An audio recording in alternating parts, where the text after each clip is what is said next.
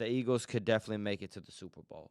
Now, the Detroit Lions and Minnesota Vikings, this is going to be a showdown in the last game of the season to see who wins that division, to see who gets that number 1 seed, to see who gets that bye week, and bye week in the first round. So all the chips are on the table.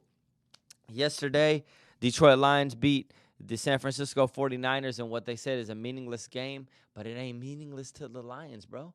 Dan Campbell got them boys balling.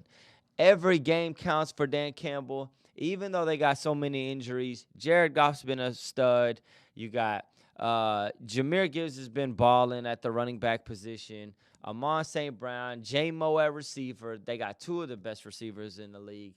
I mean, Detroit would be my team that I know would make it to the Super Bowl, but just the injuries, Hutchinson, some of the other ones that they've had, Montgomery, are they going to get him back at running back?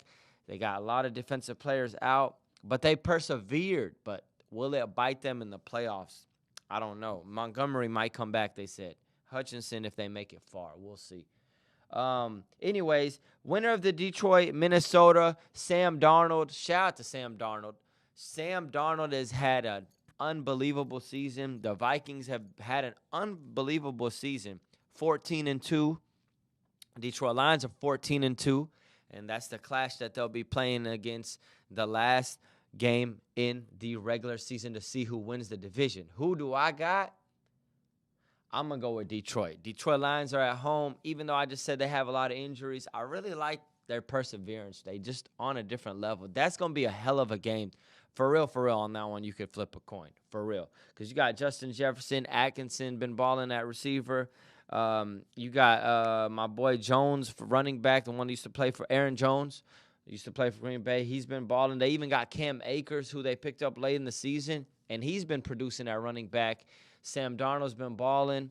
Their defense is tough, and they have a hell of a coach as well, O'Connell. So, I mean, Dan Campbell is he really is a chips on the table type of coach. That's a Sunday night game. They put it at flex game because the whole world will be watching that game. So I really feel like winner of that game puts themselves in a great position to win to go to the Super Bowl because they'll be in the Kansas City Chiefs position. And whoever loses that game will play shake and bake Mr. Baker Mayfield himself, who has 39 touchdowns this year, 15 interceptions, but 39 touchdowns is incredible. He's having a breakout season for the Buccaneers, and he's still got Mike Evans, and he's got Bucky at running back, and he's still got some of them weapons that really are, some of the rookie that's been scoring touchdowns left and right, and their defense is solid. Baker Mayfield, man. Baker Mayfield. I got to give that man his props. Cleveland Browns said they wanted an adult in the room, so they let go of Baker Mayfield.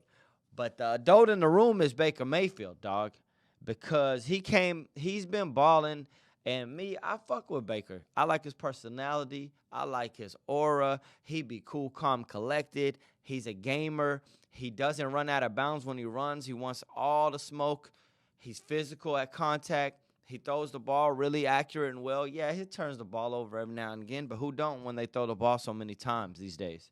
Do I think they're going to beat a Detroit or do I think they're going to beat a Minnesota loser? No, I don't. I mean, hey, anything can happen, but they'll be at home in that game. And that's crazy. That's how much meaning that the Detroit-Minnesota game has because the loser goes from the 1 seed to the 5th seed and has to play on the road against Tampa Bay. Are you following me? You with me? Okay, cool. Just want to make sure we're on the same page. I'm just trying to give you the NFL breakdown. We get into the last games. This shit matters now. You feel me?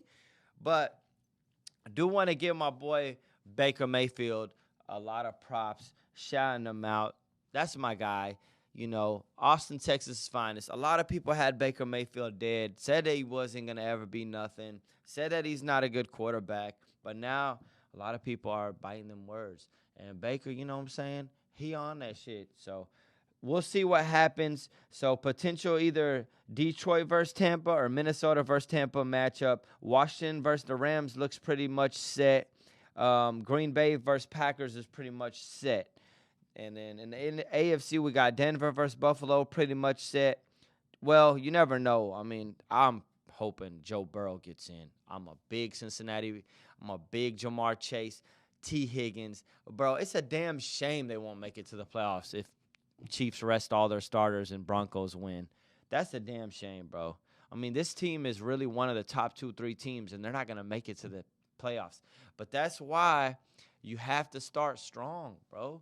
You cannot go 1-5 to start the season or, whatever they started.